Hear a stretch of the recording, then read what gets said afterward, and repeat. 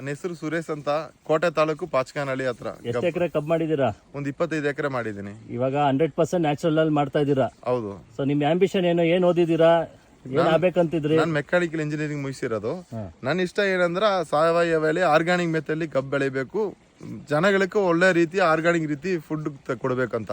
So ಎಷ್ಟು expect ಮಾಡ್ತಾ ಇದ್ದೀರಿ ಎಕರೆಗೆ? ಇದು ಟನ್ ಎಕರೆಗೆ 100 ಟನ್ ಕಮ್ಮಿ ಇಲ್ದಾನೆ ಬರ್ತದೆ. ನೋಡಿ ವೀಕ್ಷಕರೇ, 100% ಇದು ಸಾಲು 4 ಅಡಿ ಸಾಲು ಅಲ್ಲ, 4.5 ಅಡಿ 4.5 ಅಡಿ ಸಾಲು. 100% ನ್ಯಾಚುರಲ್ ಫಾರ್ಮಿಂಗ್ ಮಾಡಿದ್ರೆ ನಿಮಗೆ ಮರಿ ಸಂಖ್ಯೆ ನೋಡ್ಬೋದು ಸರ್. ಇಲ್ಲಲ್ದೆ ಆ ಕಡೆ ಎಷ್ಟೋ ಬಂದಿದೆ ಅಂದ್ರೆ ಎಷ್ಟು ಬಂದಿದೆ?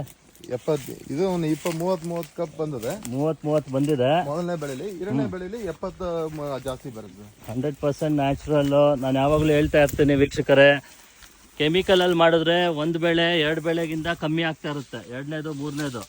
ನ್ಯಾಚುರಲ್ ಫಾರ್ಮಿಂಗ್ ಮಾಡಿದ್ರೆ 10 ವರ್ಷ ಕಂಟಿನ್ಯೂಸ್ ಆಗಿ ಬೆಳಿಬೋದು. ನಾನು ನಿಮಗೆ ಯಾವಾಗಲೂ ಚಾಲೆಂಜ್ ಮಾಡ್ತಾ ಇರ್ತೀನಿ. ನೋಡಿ ಅವ್ರು ಎಷ್ಟು ಚೆನ್ನಾಗಿ ಬೆಳೆದಿದ್ದಾರೆ ನೋಡ್ಬೋದು. ಈ ಕಡೆಯಿಂದ ಹಿಡ್ದು ಈ ಕಡೆ ಎಲ್ಲ ಕಡೆ ತೋರ್ಸೋಣ. ಆರ್ಗಾನಿಕ್ ರೀತಿ ಬೆಳೆದ್ರ ವರ್ಷ ನಿಮ್ಗೆ ಖರ್ಚು ಕಮ್ಮಿ ಐತೆ, ಗೊಬ್ಬರ ಹಾಕೋದು ಖರ್ಚು ಕಮ್ಮಿ ಐತೆ. ಹೌದು. ನೀವು ಕೆಮಿಕಲ್ ಗೊಬ್ಬರ ಹಾಕಿದ್ರ ವರ್ಷ ಒಂದು 25,000-30,000 ಅಂತ ಜಾಸ್ತಿ ಐತೆ, ಇಳುವರಿ ಕಡಿಮೆ ಐತೆ. ಹೌದು. ಆರ್ಗಾನಿಕ್ ರೀತಿಲಿ ವರ್ಷ ಹಾಕಕ್ಕೆ ಆರ್ಗಾನಿಕ್ ಗೊಬ್ಬರನೇ ಕಮ್ಮಿ ಹಾಕಿದ್ರೆ ಸಾಕು, ಅದೇ ಇಳುವರಿ ಬರುತ್ತೆ. ವೀಕ್ಷಕರೇ, ಎಲ್ಲರೂ ಫಾಲೋ ಮಾಡಿ, ಸಬ್ಸ್ಕ್ರೈಬ್ ಮಾಡಿ. ಇದೇ ತರ ಎಲ್ಲ ತರ ಮಾಹಿತಿ ಕೊಡ್ತಾ ಇರ್ತೀನಿ ಅಂತ ಹೇಳಕ್ ಇಷ್ಟಪಡ್ತೀನಿ. ಧನ್ಯವಾದ. Thank you very much.